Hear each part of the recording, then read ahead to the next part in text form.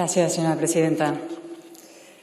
Señor vicepresidente segundo, pacta sunt servanda.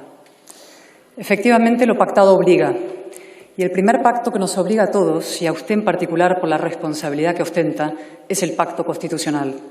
El ejemplar acuerdo democrático cuyo artículo 2 establece que la soberanía reside en el conjunto del pueblo español. A usted ese pacto le gusta poco. Ahora se pasea con una Constitución en la mano, recitando artículos como un predicador.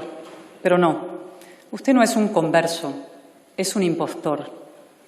Vamos a los hechos. Primero, los más recientes. El pasado jueves usted se erigió en doble portavoz de los máximos agresores de la democracia española. Por un lado, salió raudo y desafiante en defensa del acuerdo suscrito en esta Cámara con Bildu para liquidar la reforma laboral. Por otro, volvió a arremeter contra la justicia y defendió el indulto para 2 condenados por sedición. Es decir, en el mismo día usted promovió un doble indulto. El indulto judicial del nacionalismo golpista y el definitivo indulto moral y político del nacionalismo filoetarra. En realidad, señor vicepresidente segundo, más que el indulto de los Jordis o los Oteguis, lo que usted debería solicitar es su propio indulto. Porque vamos a la hemeroteca. Es su cruz, lo sé, y eso que de momento ni siquiera voy a citar sus vínculos con la dictadura venezolana. Analicemos su relación con la democracia española. Así podremos comprobar, también usted, hasta qué punto la superioridad moral que exhibe frente a mi partido y otros es puramente irrisoria. La suya en realidad es una inferioridad moral.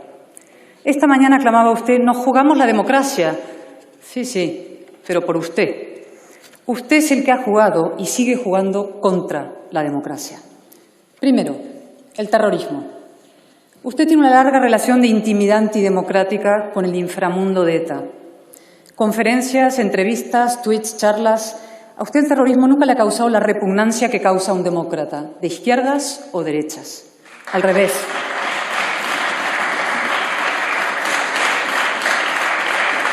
Usted ha manifestado siempre una insólita condescendencia con la violencia. Algunos ejemplos. 2008, su tesis doctoral. Ahí escribió que la Kale Borroka, esto que volvemos a ver en Navarra, ataques a sedes de partidos, cajeros quemados, disturbios, es una gimnasia. Ya, un entrenamiento. ¿Para qué exactamente, señor vicepresidente? Lo sabemos. 2011, en Twitter. Aquí ya se erige usted en abogado defensor del terrorista Otegi. Qué escándalo que se le condena a 10 años de cárcel, decía. Unos años después, celebraba eufórico su liberación. Una buena noticia para los demócratas, porque nadie debería ir a la cárcel por sus ideas. ¿Por sus ideas, señor vicepresidente? Si en España se condenan las ideas, usted estaría en la cárcel. Esto se lo he explicado varias veces al diputado Rufián, que está en proceso de entenderlo. Pero sigamos. 2013. En la televisión, su medio predilecto. Cualquier demócrata, decía, debería preguntarse si no sería razonable que los presos de ETA no deberían ir saliendo de las cárceles. Lo más chocante de la frase es el uso de la palabra demócratas. ¿Para ser un demócrata hay que desear la libertad del terrorista? Entonces, los que pedimos simplemente justicia, un castigo proporcional al crimen, ¿qué somos? Fascistas, eso. Con estas ideas tan avanzadas se ganó usted un merecido prestigio en el civilizado ambiente de las arricotabernas. Allí le invitaban y allí comparecían. Esto es lo que dijo usted una tarde en Navarra. Por mucho procedimiento democrático que haya en España, hay determinados derechos que no se pueden ejercer en el marco de la legalidad. Quien primero se dio cuenta de ello fueron la izquierda vasca y ETA. Lo elaboró un poquito más en el Ritz. Si me preguntaran en el Parlamento Europeo por ETA, dijo, diría que ha causado mucho dolor, pero que tiene una explicación política. En esa sucia adversativa está la clave de su posición. Usted considera que el asesinato político es un derecho derivado del derecho de autodeterminación. Y por eso, en aquella misma taberna navarra, se ofreció usted para una misión especial. Me gustaría, dijo, que me dejarais ser como vuestro embajador. En eso exactamente se ha convertido usted, señor Iglesias, en el embajador de ETA Batasuna en el Gobierno de España, en el burro de Troya de la democracia.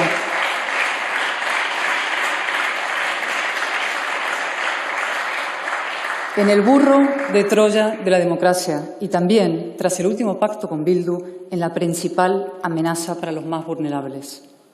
Dirá usted, pero Bildu es un partido legal, sí, pero no es un partido democrático. Es un partido que justifica el asesinato, un partido racista, que rinde homenaje a terroristas que han matado en nombre de un proyecto totalitario. Un partido que ni siquiera condena el ataque al domicilio de la señora Mendía el mismo día en que el Partido Socialista se exhibe con ellos. Señorías del PSOE, mediten, por favor, mediten.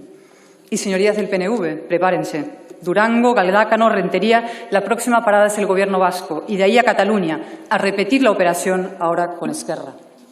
Señor Vicepresidente segundo, usted dice, yo defiendo el derecho de autodeterminación. Y yo le contesto dos cosas. No existe el derecho a exigir un derecho que no existe, y menos aún a imponerlo. Y segundo, no es verdad que usted defienda un derecho anulado. Lo que usted defiende es la anulación de los derechos vigentes. El presunto derecho de autodeterminación es una agresión a la igualdad de los españoles con la que a usted se le llena la boca. Hoy ha acusado a mi partido de alentar una insubordinación. Usted hablando de insubordinación, el gran valedor de los golpistas de octubre de 2017. Es que es risible. ¿No se da cuenta que es risible? Su calificación de aquel golpe a la democracia como una manifestación política legítima, sus críticas contra la ejemplar actuación de la policía y la Guardia Civil frente al golpe. Por cierto, ahí estaba el coronel Pérez de los Cobos, purgado ahora en una operación propia de una dictadura. Sus visitas, 2, al ya condenado Junqueras en la cárcel, para intentar pactar los presupuestos y para impulsar la mesa de negociación. Sus presiones al Tribunal Supremo, anticipando juez y parte, no fue rebelión. Sus críticas a la justicia española frente a los tribunales europeos. Este documento del 11 de mayo, en el que con Bildu, Esquerra y otros reclaman excarcelaciones con la excusa del COVID.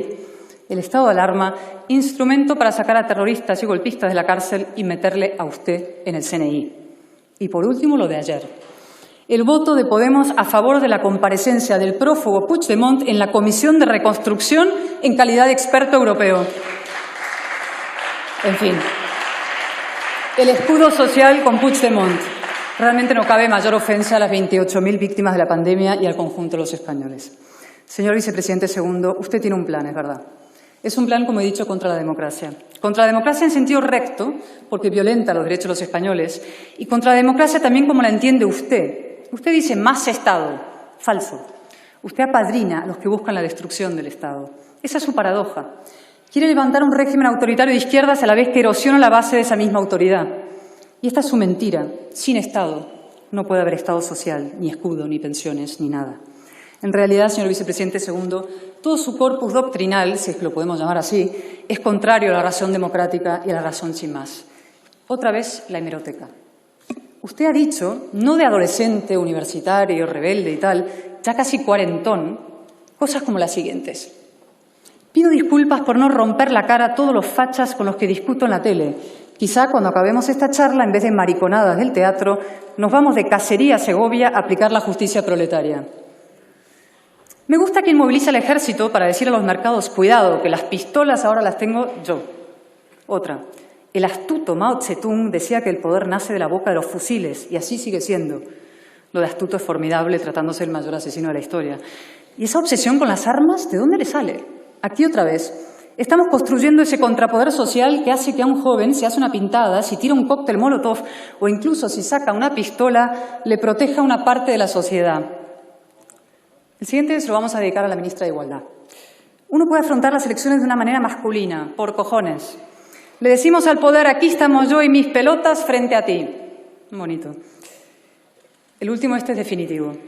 La democracia es incompatible, dice, con el monopolio de la fuerza por parte del Estado.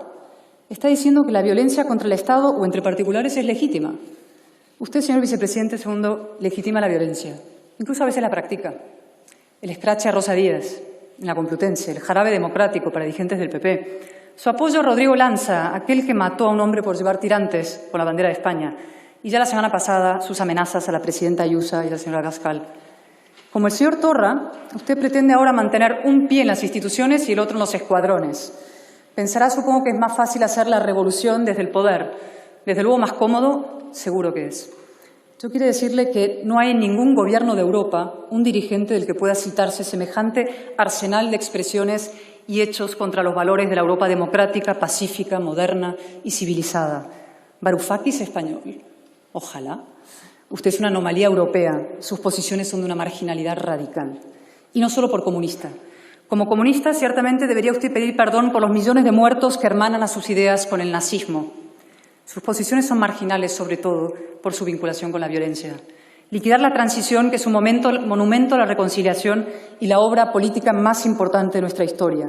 Acabar con la Constitución, que es la paz civil española, el marco que nos permite vivir juntos los distintos. Nada de eso puede hacerse contra la otra mitad de España por vías democráticas pacíficas.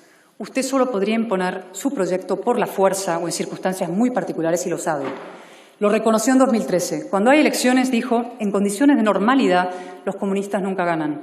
Los comunistas han tenido éxito en momentos de excepcionalidad, de crisis. Eso es. Usted está aprovechando la pandemia, la tragedia española para hacer avanzar su proyecto, que en definitiva no es otro que el fracaso de la España constitucional, la más justa y fértil de la historia. Y por eso yo no debería dirigirme tanto a usted hoy como a los socialistas, es verdad. Quizá no a la tercera fila hoy, primeras filas. ¿Qué puedo decirle yo a la señora Lastra, la infeliz firmante del pacto con Bildu, o al señor Simancas, que aceptó la humillación de tener que culpar de dicho pacto al PP? Pero sí a la bancada y sobre todo a los votantes. Hay, es verdad, una España atávica, cuartelaria, autoritaria, una España bravía y sanguinolenta, una España que se regodea en el racismo, el conflicto, el odio, la violencia. Esa España ha tenido además su proyección en América Latina, en la figura del caudillo, militarista, pendenciero, incluso a un punto ridículo si las consecuencias no fueran dramáticas. Un Chávez, un Maduro, usted me entiende.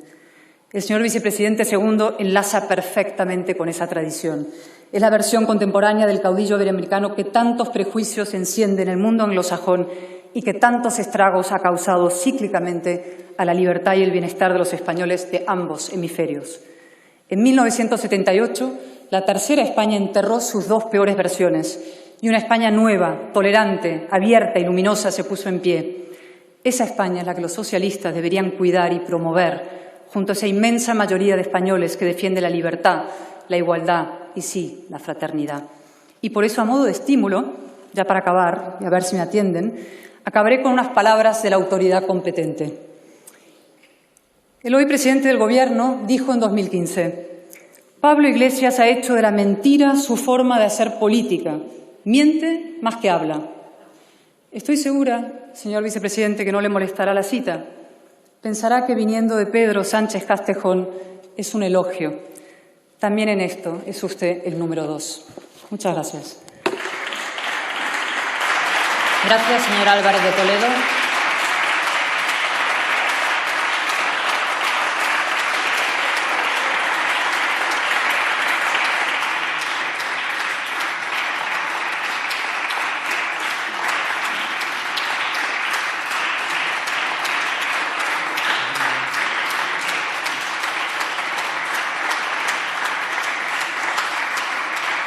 Muchas gracias. A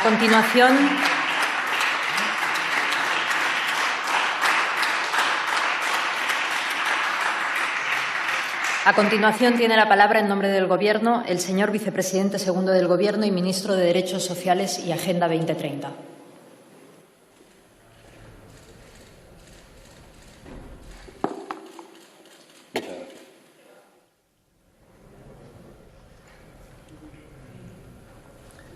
Gracias, señora presidenta. Gracias, señora Álvarez de Toledo. Hace tiempo me escribía usted un tuit en el que me decía: de marquesa a marqués, te pasaste. Hoy me ha llamado burro de Troya. Mucho más digno ser burro de Troya que ser marqués, señora Álvarez de Toledo. Fíjese, hoy usted ha perdido una oportunidad porque hubiéramos podido tener aquí un debate ideológico interesante, porque es verdad que usted y yo representamos cosas muy distintas. No hacía falta recurrir a la mentira.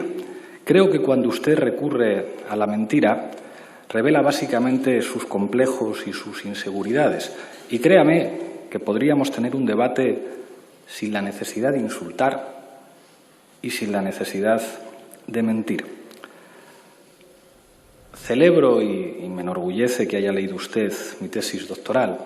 Quien hablaba de gimnasia revolucionaria era un ministro muy atípico, eso se lo concedo, García Oliver. Siga usted leyendo, que seguramente podremos seguir debatiendo. Me llama la atención que usted saque tanto pecho de la Constitución española al tiempo que insulta a los comunistas, porque quizá a usted se le olvide que el partido que usted representa aquí fue fundado por ministros de la dictadura franquista, muchos de los cuales, y buena parte de ese partido, se opuso a la Constitución del 78. Aunque a usted le duela, señora Marquesa, el Partido Comunista de España forma parte del ADN de nuestra democracia y de nuestra Constitución, y ustedes solamente un poquito. Que ustedes vengan hoy aquí a hablar de ETA en medio de una pandemia, señora Marquesa, creo que revela hasta qué punto están ustedes alejados de los problemas reales de la gente y de lo que debería ser el papel de una oposición de derecha, sí, pero sensata, a la hora de colaborar con el Gobierno para hacer frente a una emergencia sanitaria de condiciones de implicaciones económicas y sociales muy amplias. Y aunque también nos tengan acostumbrados a las paradojas, no deja de ser llamativo que venga usted aquí a hablar de nacionalismo radical al tiempo que gobiernan con Vox y al tiempo que alientan a la gente a manifestarse contra el estado de alarma, utilizando la bandera de todos para acusar después a los demás de nacionalismo radical. Fíjese, usar la bandera constitucional para agredir al que piensa diferente es usarla para dividir y para agitar el odio, señora Marquesa. Mientras la sociedad está haciendo un enorme esfuerzo por superar un momento tan difícil, mientras los sanitarios se dejan la piel en primera línea luchando contra el virus, ustedes se han dedicado básicamente a poner zancadillas y a alentar a la gente junto a la ultraderecha a burlar el estado de alarma, poniendo en riesgo lo que ha conseguido la gente en este país haciendo un enorme esfuerzo y los profesionales sanitarios. Insultan ustedes la bandera cuando la identifican con ustedes y con sus socios ultras. No sé si recuerda usted un mitin de la CDU en Alemania, donde Angela Merkel, que se supone que es su referencia en este país, le entregan una bandera de Alemania e inmediatamente la devuelve, diciendo que ningún partido alemán se puede permitir apropiarse de la bandera que es de todos. Y en realidad, de lo que ha dicho usted aquí, creo que se deriva un debate muy interesante, señora Marquesa, y es el significado de ser español y de defender España.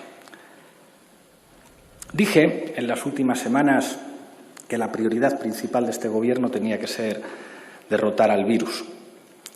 Todavía no lo hemos derrotado, pero es verdad que el esfuerzo de la ciudadanía y de los profesionales sanitarios nos ha llevado a estar más cerca y quizá toque en este momento hacer algunas reflexiones políticas, no solamente sobre el tipo de oposición que ustedes hacen, sino sobre algunas lecciones que está dejando encima de la mesa esta pandemia a propósito de lo que significa defender España. ¿Qué es para ustedes defender España, señorías? Defender España no es agitar una bandera muy grande para agredir a los demás. Defender España es defender la sanidad pública. Ha resultado muy revelador ver en las calles frente a los ultras algunas personas con los uniformes sanitarios.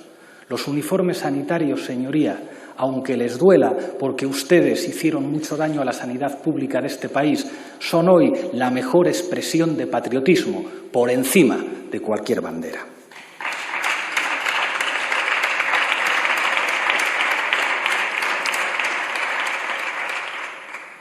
Yo no les voy a exigir que pidan perdón por el daño que hicieron a la sanidad pública, pero mi obligación como Gobierno es tenderles la mano para reconstruirla, porque reconstruir la sanidad pública es, señorías, defender España. Defender España es defender la educación pública. La educación pública es ese conjunto de dispositivos que sirven para que si un niño no tiene recursos culturales ni económicos en su casa, pueda tener las mismas oportunidades que el niño que sí los tiene. Defender la educación pública es mejorar el sistema de becas, como ha hecho este humilde Gobierno hace poco, para evitar que algunos estudiantes tengan que dejar de serlo por no poder pagar las tasas. Yo no les voy a pedir, señora Marquesa, que pidan perdón por el daño que hicieron a la educación pública de este país, pero mi obligación es tenderles la mano para que arrimen el hombro en la reconstrucción de la educación pública, porque eso es defender España. Defender España, señorías, es defender el derecho constitucional a la vivienda. La Constitución no es un ladrillo para arrojar el adversario. La Constitución tiene artículos y quien se burla permanentemente de los artículos sociales de la Constitución española se burla de España y de la propia Constitución. Les tenderemos la mano, señoría, aunque nos insulten, aunque nos agredan, y tenderemos la mano a todas las instituciones para cumplir la Constitución y garantizar el derecho a la vivienda. Porque garantizar el derecho a la vivienda, señorías, es defender España. Defender España es defender a los trabajadores y a las trabajadoras. Y sé que a ustedes les molesta enormemente la política de este Gobierno para defender a los trabajadores y también a las empresas. Entiendo perfectamente que ustedes defiendan la reforma laboral de ustedes, la de la señora Fátima Báñez, que ¿saben dónde ha acabado a través de una puerta giratoria? En la COE. ¡Qué vergüenza, señorías! ¡Qué vergüenza!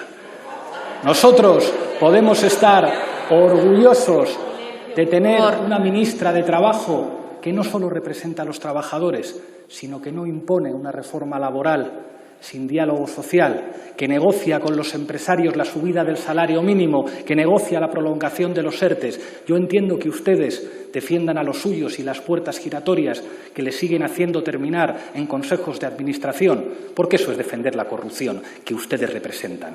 Y a pesar de que sean corruptos, a pesar de que ustedes sean un partido fundado por ministros de una dictadura, a pesar de que se estén alejando ustedes de la Constitución, a pesar de sus mentiras, a pesar de la inmundicia que represente que vayan de la mano con la ultraderecha, les vamos a seguir tendiendo la mano, porque eso es defender España. Silencio, por favor. Defender España, señorías, no es agitar ninguna bandera, es defender la justicia fiscal. Lo dice la Constitución. Es defender que haya una reforma fiscal en este país para que nos acerquemos a esos 7 puntos que nos separan de los países de nuestro entorno. ¿Saben lo que es atacar a la patria y atacar a España? Hacer amnistías fiscales, como las que ustedes hicieron. Defender a los defraudadores, como lo que ustedes hicieron. No soy ingenuo y sé que ustedes son y representan los intereses de los patriotas que no les gusta pagar impuestos aquí. Mucha banderita sí, pero después las cuentas en Suiza. Silencio, por favor. De su partido. Señor Mateu, por favor. A pesar de que sean ustedes un partido con innumerables presos por delincuentes, nosotros les vamos a seguir tendiendo la mano, señoría. Defender España, señorías, es defender un sistema de atención a la dependencia digno y reconocer que los recortes de más de 5.000 millones que ustedes provocaron han hecho que la dependencia en nuestro país esté en una situación alarmante. No les vamos a pedir que pidan perdón, que deberían. Les vamos a pedir que arrimen el hombro para reconstruir un sistema de cuidados público, porque eso es defender España. Defender España, señorías, no es solamente agitar una bandera. Por cierto, tengan ustedes cuidado, porque se ven últimamente entre sus dirigentes políticos muchas banderas de la sociedad ornitológica. Esa bandera con el pollo ibérico que revela un inconsciente que sigue existiendo dentro de ustedes. Sean ustedes prudentes en eso también. Defender España es defender la soberanía industrial. Nunca más debe ocurrir en este país que no tengamos una industria preparada para fabricar respiradores o equipos de protección individual. Dejen ustedes de defender deslocalizaciones que han colocado la soberanía de la patria en una situación de vulnerabilidad. No les vamos a exigir que pidan perdón, pero les vamos a tender la mano para que arrimen el hombro por el interés general. Señorías, ustedes llaman incluso, como esta mañana, poniendo en valor a un viejo guardia civil que desobedeció una orden. Parece que están ustedes sugiriendo que las fuerzas y cuerpos de seguridad deberían atender a lo que ustedes les dicen. Señorías, por favor. Órdenes. Les pido que sean prudentes, que están ustedes pisando un terreno enormemente peligroso, no solo para el futuro de ustedes, sino para el futuro de nuestro país. Y les digo una cosa, y con esto termino. Ni ustedes ni sus socios ultras nos van a dar a nosotros ni media lección de lo que significa ser patriota, de lo que significa ser español y de lo que significa defender España. Muchas gracias, señor vicepresidente segundo del Gobierno.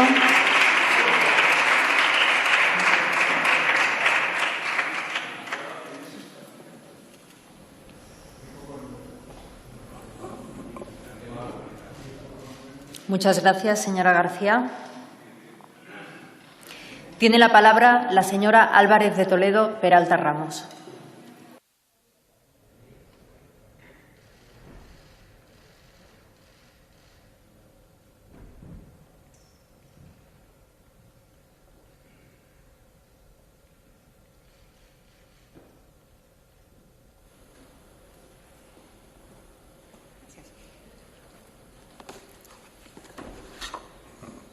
Gracias, señora presidenta. ¿Cómo era aquello, señor vicepresidente, del himno de España, cutre, pachanga, fachosa? Defender a España. Venga, vamos a defender a España. Los comunistas, efectivamente, fueron útiles cuando, a diferencia de ustedes, dejaron de ser comunistas. Luego vamos a hablar de su veneración y apego a los comunistas. El otro día, en el homenaje a Julio Anguita, que en paz descanse, escribió usted: se nos va nuestro mejor referente político, hasta siempre. Pero es que unos años antes, decía usted en un acto, se quejaba de que mucha gente quiere resucitar a Anguita, que es como el cadáver del Cid a caballo, y le deseaba que se fuera literalmente, y perdónenme, señorías, la expresión, a la mierda. Este es su apego a los referentes comunistas y al comunismo, su hipocresía radical. Hablemos ahora de los padres de la Constitución, sí. Tenemos varios. Usted ha citado a Fraga, la dictadura. ¿Usted me va a hablar de dictaduras? ¿El discípulo de los ayatolás de Irán? ¿El prohijado de Hugo Chávez y Nicolás Maduro? Es que a mí no me tienen que contar.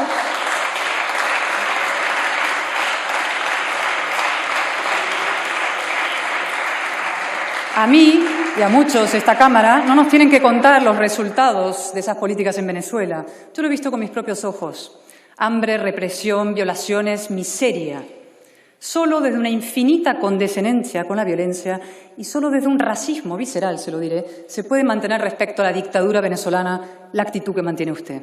Y una cosa más, solo cuando su padre político, Nicolás Maduro, sea capaz de hacer una constitución como la que hizo Manuel Fraga, podrá usted venir aquí a decir algo al respecto.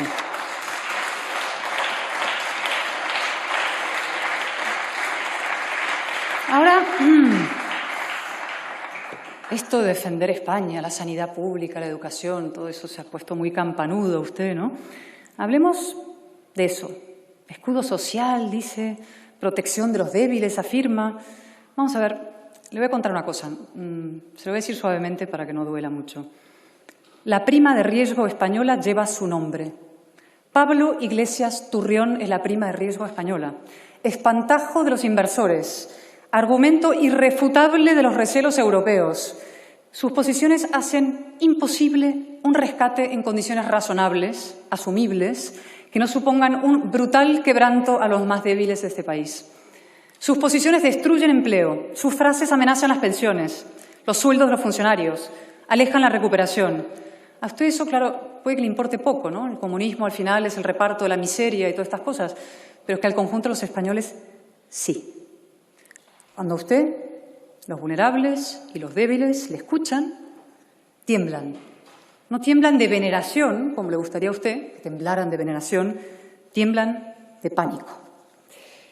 Tercero, yo le he hablado con atención, hice un llamamiento a los socialistas, pero después de escucharle yo creo que hay que hacer un llamamiento al conjunto de los españoles. Yo pido a los españoles que recuerden los famosos versos de Gil de Viedma, ¿no?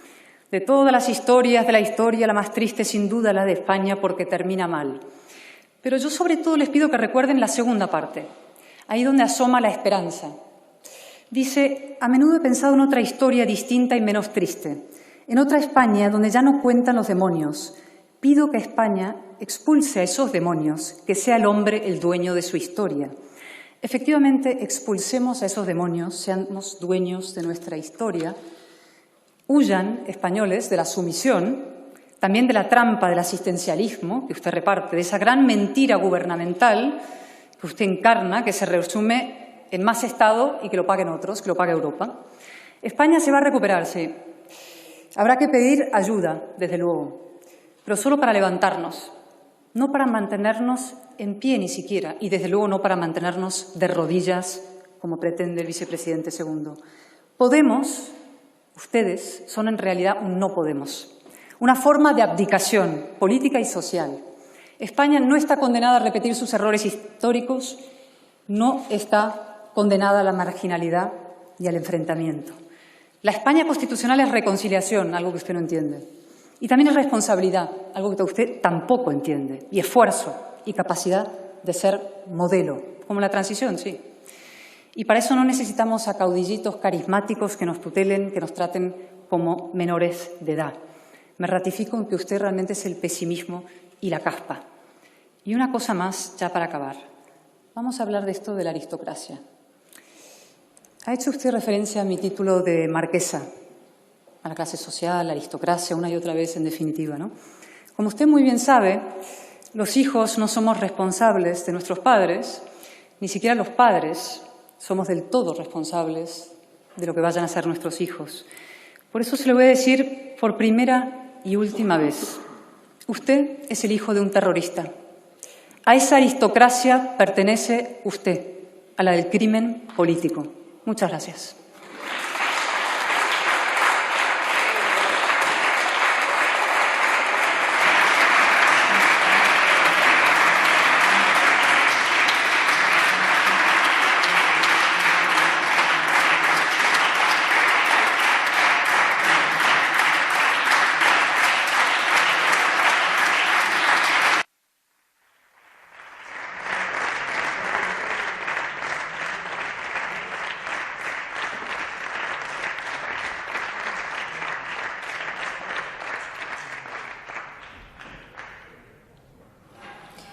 Señor vicepresidente segundo del Gobierno y ministro de Derechos Sociales y Agenda 2030.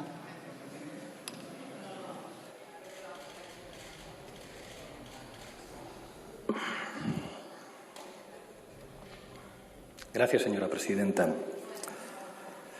Señora marquesa, si piensa usted que llamando terrorista a mi padre me va a provocar y va a conseguir que pierda la compostura, se equivoca. Usted acaba de cometer un delito aquí, en esta tribuna, y solo alguien con títulos nobiliarios es capaz de creerse con la impunidad de poder llamar terrorista a alguien y que le salga gratis. Por lo tanto, invitaré a mi señor padre a que ejerza las acciones oportunas. Señoría,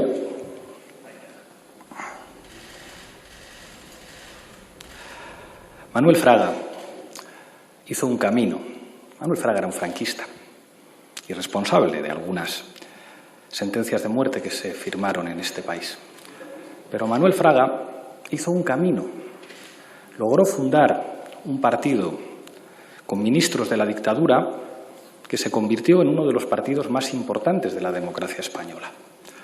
Fíjese que no soy sospechoso yo de ninguna admiración por esta figura, pero entiendo la importancia política de que los ministros de una dictadura se reconvertieran en demócratas. Eso forma también parte del ADN de nuestro sistema y hay que decirlo abiertamente.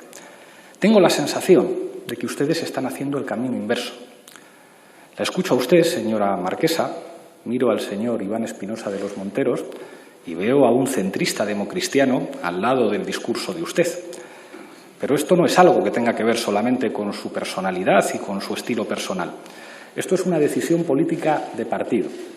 Ustedes han decidido colocarse en la ultraderecha y el responsable es usted, señor Casado, porque las diferentes piezas que usted mueve para que salgan aquí son su responsabilidad política.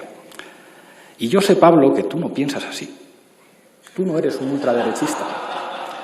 Entiendo que alguien te ha convencido de que es la estrategia más beneficiosa para tu partido ocupar posiciones de extrema derecha.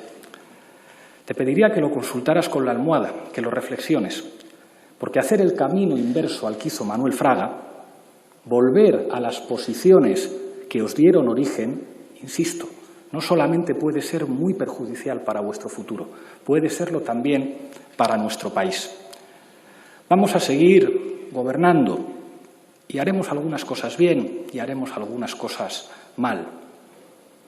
Pero me preocupa enormemente que el principal partido de la oposición, que la derecha en este país, haya decidido situarse en la provocación, en la mentira, en la falta de respeto y en posiciones de ultraderecha. Nos tendrán enfrente. No solamente no les tenemos ningún miedo, a pesar de sus amenazas, sino que la ciudadanía de nuestro país les situará en el lugar de la historia que les corresponde. Muchas gracias. Gracias, señor vicepresidente segundo del Gobierno.